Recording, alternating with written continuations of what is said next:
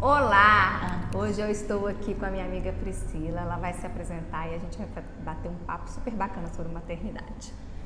Olá, eu sou a Priscila, eu tenho 63 anos, sou casada, 40 anos, esse ano 41. Tenho duas filhas, uma de 40 e uma de 35. A mais velha é a Liz, ela mora aqui, e a mais nova é a Márcia, que ficou em São Paulo quando a gente mudou.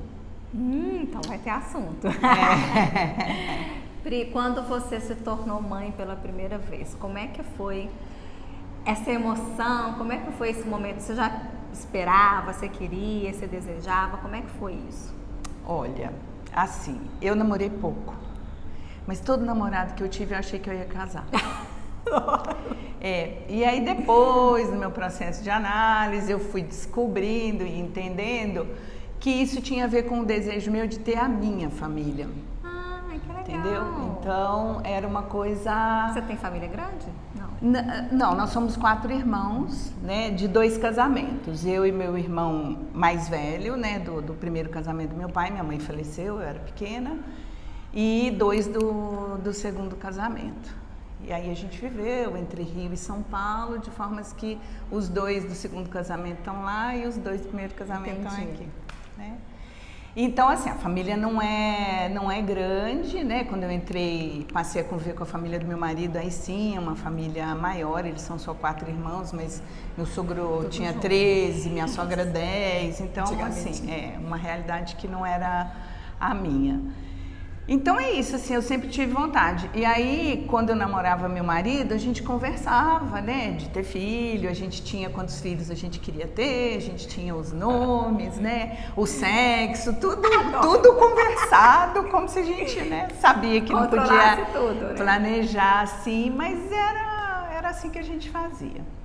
Aí, eu tava noiva, né, assim, a minha primeira filha veio antes do casamento. Eu tava noiva, a gente tava arrumando as coisas para casar, fiquei grávida, casamos, e ela chegou, assim, foram 2 adaptações muito rápidas, né, a do casamento, um certo susto, porque na minha época isso era uma coisa assim, que todo mundo falava, né, todo mundo transava, mas só quem engravidava é que denunciava, né? Exatamente. Então, mas foi bem bacana, assim. Na época a gente não tinha ultrassom, então foi uma surpresa, né? O sexo. Eu sempre quis ter um menino. O nosso plano de namoro eram 2 meninas e um menino, né? E então eram 3 filhos. O tempo passou, né? A gente foi morar em São Paulo, vimos que não dava para ter 3, porque aí só nós, a gente não tinha família lá, ninguém. E então ficamos só nas 2 meninas. Mas eu digo que ficou essa vontade de ter um menino, eu não sei como teria sido ser mãe de menino. Mas foi bem bacana, assim, eu voltei a trabalhar depois, a minha sogra me ajudou muito, eu tinha uma pessoa que me ajudava em casa também, aí voltei a trabalhar e assim, eu lembro que 2 momentos muito marcantes. Quando ela nasceu, meu marido estava comigo na sala de parto. E assim, foi uma emoção tão grande, aquela explosão de choro, né? Nós 2, assim, juntos, né? Foi bem emocionante, assim, se eu fechar o olho eu lembro disso, e eles me deram ela aqui, eu lembro da carinha dela, né? Bem bacana, bem bacana. Então foi muito legal. 2 momentos, um foi esse. Ixi, agora, peraí. Não posso falar essas coisas assim porque a memória não ajuda, daí eu vou esquecer. Daqui a pouco eu lembro e volto. Mas quando ela nasceu, seu marido se envolveu com os cuidados? Ele teve essa participação? Teve. Meu marido teve uma criação muito assim, ele é o filho mais velho, então a irmã servia o prato dele antes dele sair para trabalhar, ele ficou uma janela entre ele e o próximo irmão, porque minha sogra perdeu 2 filhos, então ele era muito paparicado, assim. Mas foi uma surpresa bem bacana. Ele é como toda pessoa toda não, né? Como muitos homens da nossa geração, ele tem um tanto de machista, mas eu acho que ele faz um esforço, sabe, para dar conta disso. Mas ele sempre me ajudou, ele sempre cuidou. E ele tinha uma coisa assim, a família tem muito dom artístico, né? Então ele também, ele faz tudo, o avô dele era marceneiro. E ele fez os móveis dela, fez o guarda-roupa, fez o berço e tal. Demorou a ficar pronto, só foi terminar quando ela caiu da cama, né? Da cama que ela dormia. E eu, quando voltei a trabalhar, ele em todos os... Assim, ele me ajudava, mas quando eu voltei a trabalhar, ele passou a ajudar mais, né? E dava banho, trocava fralda, e dava mamadeira, fazia o que precisasse fazer. Logo que cheguei da maternidade, aquele ajuste, né, aquela dificuldade, ele do meu lado, ele falava calma, calma, porque amamentar é super complicado, né? Ele falava calma, as coisas vão dar certo e tal.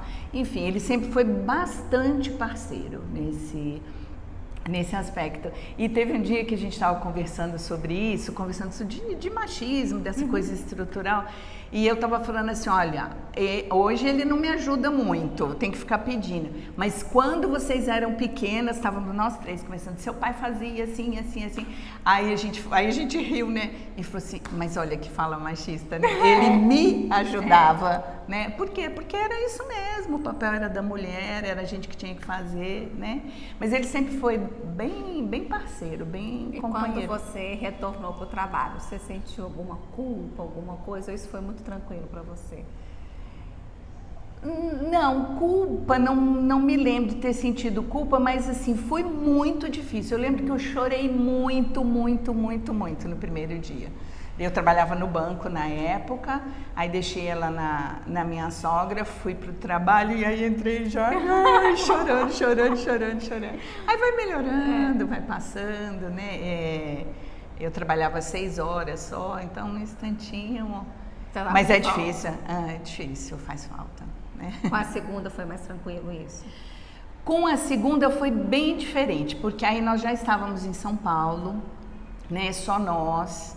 E eu estava fazendo faculdade, porque eu parei de estudar, eu decidi que eu não queria, eu fiz vestibular, não passei, e aí quando nós fomos, continuei trabalhando, quando nós fomos para lá, o banco que eu trabalhava, eu fui morar em São Bernardo do Campo, o banco que eu trabalhava só tinha em São Paulo, e aí eu com uma filha de menos de 2 anos, num lugar desconhecido, sem ninguém, família, nada. Aí a gente decidiu que eu não ia trabalhar e tal, assim foi. Então, quando a Márcia nasceu, eu estava fazendo faculdade. E aí, ela me cobra isso até hoje, tem uma história comprida em relação a isso. É mesmo? Porque assim, duas coisas ela me cobra, essa eu não vou esquecer. Uma é que assim, quando ela nasceu, também ainda não tinha ultrassom na época, né? E eu com aquela expectativa de, né, se é menino, né? Aí tem gente que fala, nossa, barriga é pontuda, vai ser menino e tal, e a gente fica viajando, né, com essas coisas. E daí ela nasceu grandona, 4,1 kg. E eu lembro que o médico falava assim, é uma menina, olha que linda, que grandona e tal. E eu tive um momento assim de, sabe assim, de suspense, ótimo, nasceu, é linda, mas sabe aquela coisa do ideal e do real, né? E o menino, né, que não veio, enfim.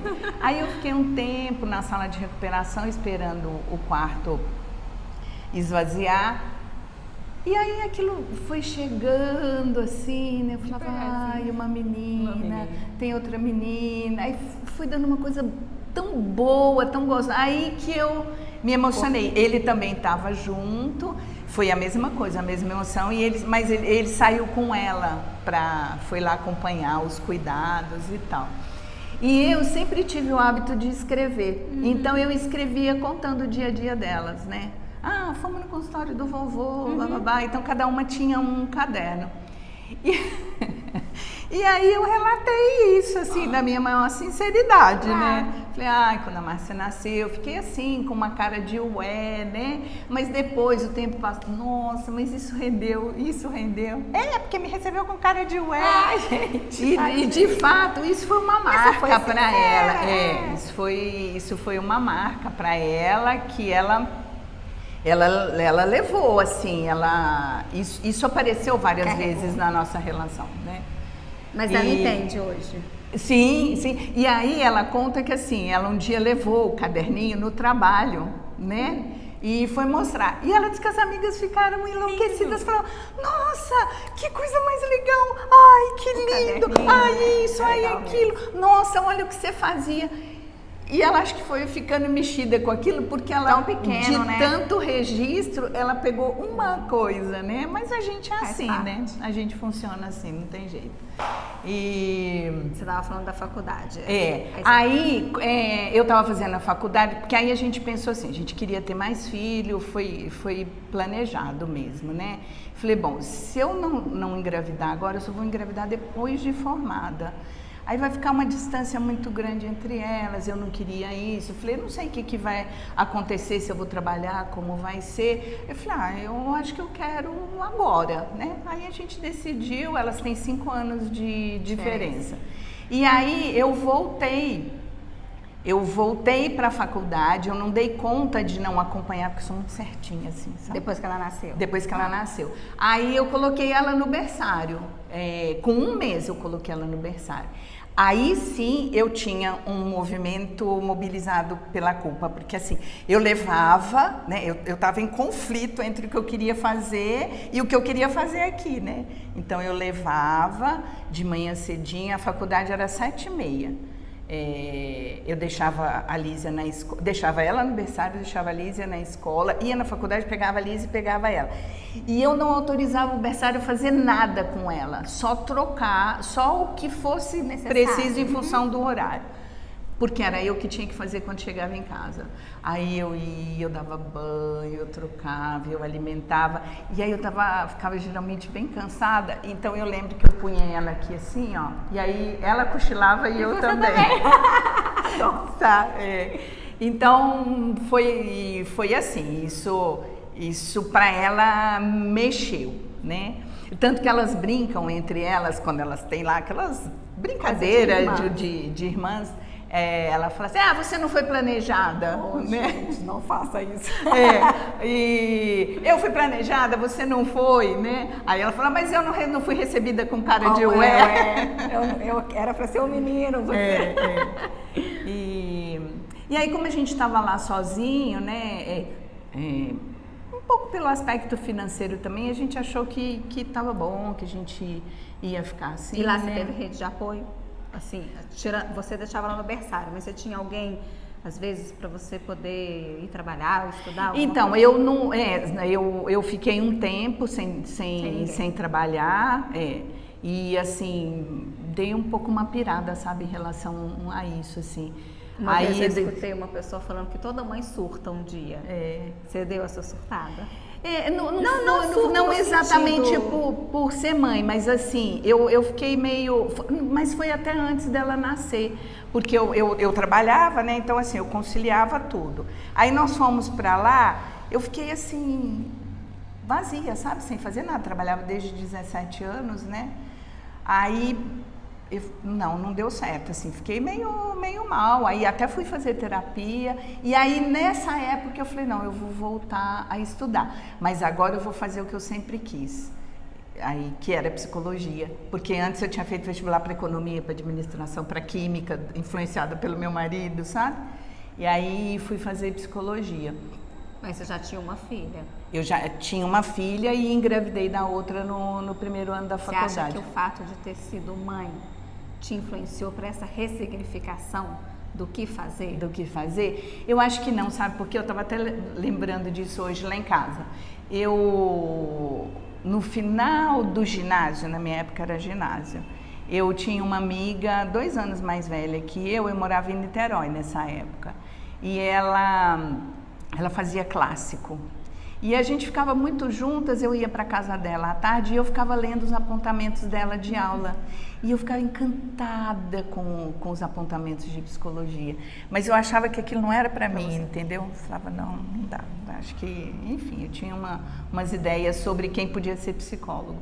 E aí deixei isso completamente de lado. Aí fiz, na época do científico, que aí eu já fiz aqui no Dom Silvério, eu fiz teste vocacional, aí deu essa parte administrativa, deu pedagogia, mas mais voltado para organização, entendeu?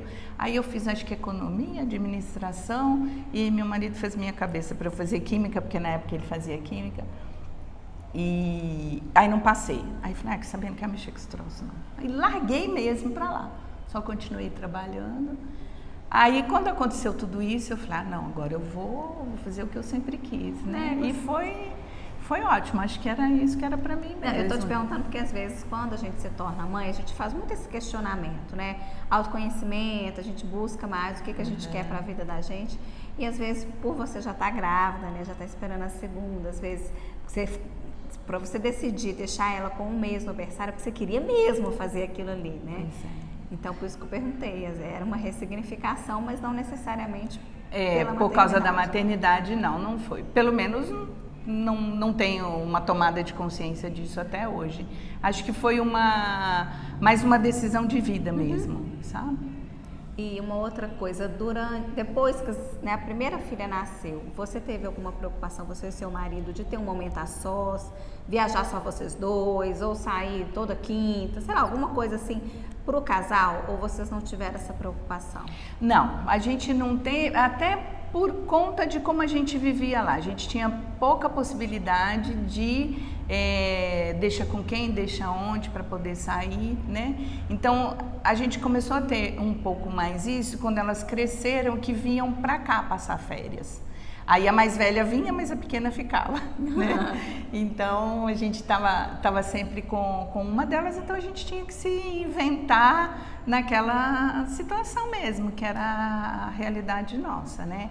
Aí depois a Márcia começou a vir também, aí a gente também já vai ficando mais velho, né? A gente vai olhando para outras coisas como um incentivo, né? Para a relação e tal. Mas a gente curtia, eu acho que isso foi muito importante na minha vida, essa ida para São Paulo e essa vivência nossa, porque a gente ficou muito unido, sabe? Assim, a gente se fortaleceu muito. Eu acho que família é um negócio muito complicado, sabe? Assim, não sei se você já ouviu falar, ele já é falecido, o Guy Arça, um psicanalista, ele tem um livro que chama A Família de que se fala é a família de que se sofre. Adorei. Porque não é fácil, mas assim, é isso, é vida, faz parte, entendeu? Então assim, eu não renego a minha, valorizo, nem a que eu entrei e muito menos a que eu constituí, né? Então assim, isso é um valor importante para mim. E eu sofro um pouco com essa distância, porque quando nós estávamos em São Paulo, a Lísia veio para cá estudar.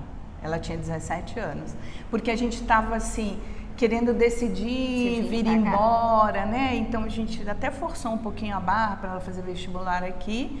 Ela acabou passando em 2 universidades aqui e não na de lá, né? E veio. Sozinha? Veio e foi morar com meus sogros. Não é sozinha, eu faço vocês só ela, nós ficamos, exatamente. E eu sentia muita falta dela, muita. A Márcia também, o marido também, ele não é de falar, mas sentia.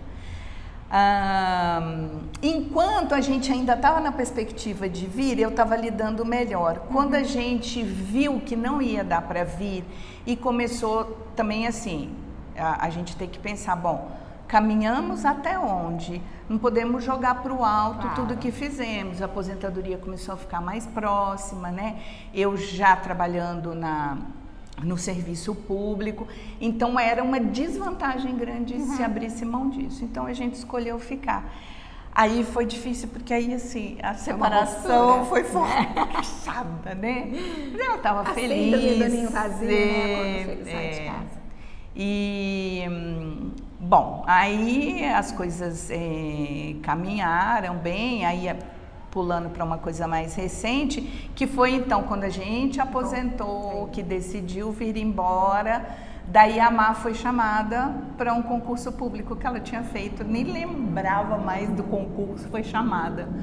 Eu falei, ai, não aguento, quando eu tô sempre com um rabicho, né, sempre alguém ficando para trás, né, e assim tá, ela tá lá, sinto muita falta dela.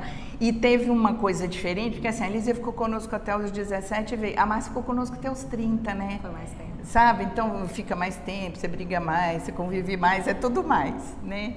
E elas duas como irmãs, as brigas normais, mas elas se dão bem, assim, eu adoro, eu tenho até uma foto, assim, quando eu vejo elas duas conversando, rindo, às vezes compartilhando alguma coisa, sabe, assim... eu falo, ai, coisa mais linda, adoro. E falando em coisa de mãe, para você ser mãe é o quê? Ser mãe eu não sei se tem palavra para isso. Não sei, pode ser que tenha poesia. Pode falar uma poesia linda. Ela quer uma poesia, mas assim, não. A poeta aqui é fajuta. Dentro da sua área, né, que você formou em psicologia, você lidou muito com muitas mães, né, que você já me contou. Tem alguma coisa assim que você acha que às vezes as mães, tá faltando para as mães? Ou algum conselho mesmo, né, na sua área, que você vê que as mães hoje são de um jeito e a sua época era diferente? Não sei. Alguma dica, até mesmo para você lá atrás, no início, que você daria, que você vê assim hoje, como um conselho mesmo para as mães? Não sei, eu penso assim, eu acho que a coisa mais importante é você conseguir estar junto, ouvir. Você pode não ter para dar, não saber como fazer, mas é importante que o outro saiba que você está ali e que você vai tentar, né? Eu acho que eu fui uma mãe muito exigente. A gente eu acho que inverteu os papéis em casa um pouco. Eu era muito exigente, meu marido era mais condescendente, não com essa coisa de limite, né? Ele tinha, apesar da criação, ele tinha um olhar mais aberto. Eu tinha um olhar mais rígido. Eu acho que tem a ver com a minha história de vida, né? Isso depois foi mudando, tanto que hoje a gente tem uma relação diferente e ele um pouquinho menos, entendeu? Ele ficou um pouco rígido com algumas coisas agora. Então, eu acho isso, assim, hoje eu seria uma mãe mais leve, mas isso não quer dizer sem limites, sem autoridade, não, né? Porque... a preocupação mesmo, né, que a gente fica, que a gente carrega. Eu acho que antigamente era até mais forte isso, tipo assim, se o seu filho caísse, era culpa da mãe. Ninguém queria saber nem se a mãe estava junto, tudo era a mãe mesmo, né? A gente carrega isso. E acho que hoje em dia isso já é menos. Você tinha que fazer dar certo. É fato, né, que assim... O ser nasce, como dizia um psicanalista que eu gosto, um bife com olhos, né? Então, é você que o insere na cultura, né? É você que marca esse corpo com o cuidado, com as palavras. É você que faz dele um sujeito. Então, você tem uma responsabilidade enorme nisso, né? Mas também é você que vai precisar dizer o não, colocar as regras. Eu estou afastada disso, mas assim, estava acompanhando uma pessoa na internet, tem um tipo de educação que ela está nomeada de uma forma diferente, não é educação sem limite não, eu acho que eu não vou lembrar, ela tem um nome, que eu acho que prima por você não estar dizendo não, por você, isso. Disciplina positiva, você fala? Eu acho que é isso, alguma coisa de disciplina. Porque a disciplina positiva, ela vai muito nessa vertente, assim, de não, a gente põe limite, mas não bate, não é agressivo, você tem autoridade sem ser autoritário. É mais leve, né? É mais leve, entendeu? É mais por aí, às vezes é isso. Não é que não tem limite, tem limite, sempre, senão, se não tiver limite... É o caos total, né? Caos total. Eu acho que isso é fundamental e essa coisa de estar junto, né? Nós temos um grupo no WhatsApp de nós 4 e nós temos um grupo que somos só nós 3. Ah, sem o pai? Sem o pai, só as 3 mulheres. E porque tem assunto que acaba sendo... são nossos segredinhos, são nossas palhaçadas. Pra você ter uma ideia, chama salsichar. Aí, porque uma brincadeira besta que, assim, e a gente ria. Aí quando a gente criou o grupo, como que vai chamar? Salsichar. Aí ficou salsichar, reticências é amar, né? E aí ali a gente fica com raiva, fica brava, xinga, fica contente, fala aquilo que só a gente quer saber, entende, entendeu? Então a gente tem essas coisas, né? Eu acho muito legal, eu acho que eu não recomendo, não fico recomendando, até porque eu nem sei se as minhas filhas vão ser mãe.